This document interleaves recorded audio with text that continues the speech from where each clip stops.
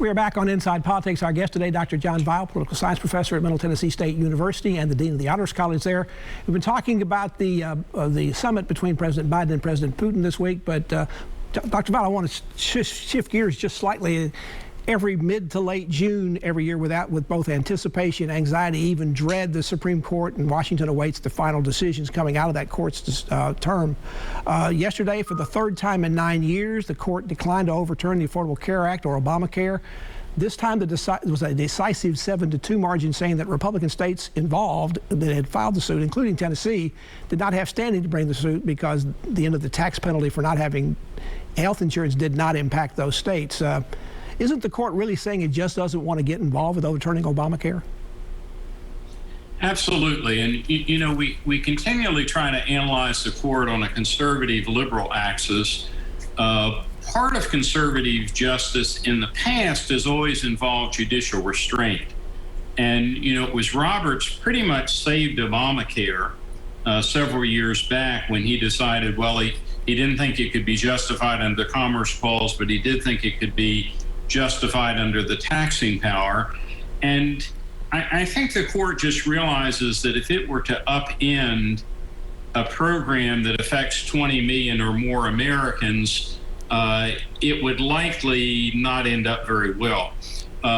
You know, this is the first time in my adult life that we've had serious discussions about increasing the number of Supreme Court justices. And if ever there would have been a cause for doing so, it would have been if the court had sort of inserted itself into this political issue. And, you know, in 1937, it was said that the Supreme Court made the switch in time that saved 9 when it decided to start approving of some of Roosevelt's New Deal programs. And we may have seen something very similar here, although, as you point out, there are two obvious precedents for it. Another ruling this week from the court, in fact, a unanimous ruling. They embraced religious rights over LGBTQ rights by ruling that a Catholic Church-affiliated agency that had sued the city of Philadelphia, and they sued them because Philadelphia refused to let them be involved with foster care because the organization borrowed same-sex couples. There's some concern about whether this was just a ruling that was based strictly on the facts in that case, or does it set a precedent? Are we going to see more litigation and more laws passed about this very controversial issue?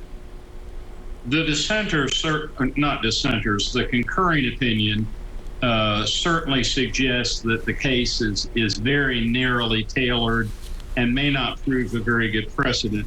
I would say, you know, it's sometimes presented as LGBT plus versus religious rights, but I think it's important to point out that Philadelphia did have other programs whereby same-sex couples could foster children.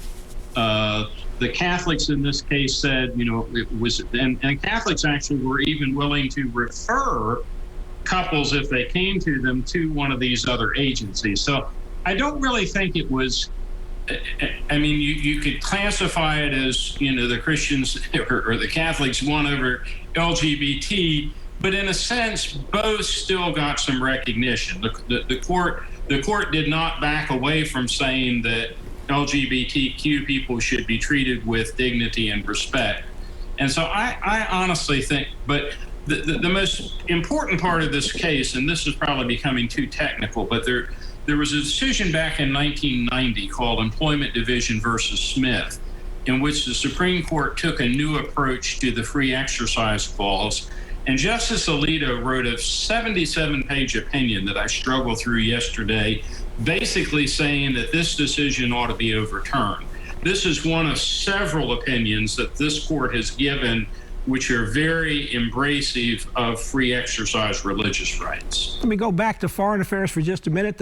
China is being extremely aggressive in the South China Sea. They're also being aggressive in terms of Taiwan. There's been some amphibious invasion tests or war games going on there. Is there a danger that Taiwan is going to be invaded by Russia? I mean, by China? Wouldn't that really kick things into a very, very bad situation?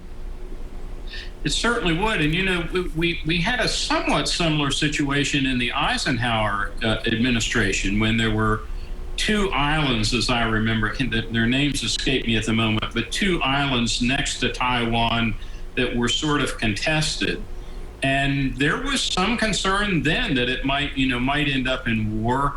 I hope we're not headed that direction, but that would certainly, this is the problem with any president. They come in and they have an agenda, but because they have both foreign and domestic affairs, something can happen abroad that will completely change things. Mr. Roosevelt said he went from being Dr. New Deal to Dr. Win the War. And let's hope we're not confronted with that situation here. Dr. Weil, very briefly, do you expect to see more summit meetings between Putin and Biden, perhaps even more quickly than we've had them already? I don't. I mean, it's certainly possible. I think that both Putin and Biden have probably gotten what publicity they want, sent what messages they need. So I don't think it's particularly critical that they have another meeting. Dr. Weil, thank you so much for joining us. So many things we didn't talk about today on the domestic area. Obviously, the president's come back to have to try to figure out how he's going to get his domestic agenda back in order and get passed. And we'll probably have you back to talk about that again. Thank you so much for sharing your wisdom and insight with us today. Thank you. I enjoyed it. That's Inside Politics for this week. Thank you so much for joining us. Hope you'll be back here again for a future show. If you can't get enough politics in the meantime, go to the NewsChannel 5 website. You'll find my Capitol View commentary there. There's a new commentary posted every Friday afternoon. Enjoy the rest of your weekend, and we'll see you here next time. Goodbye.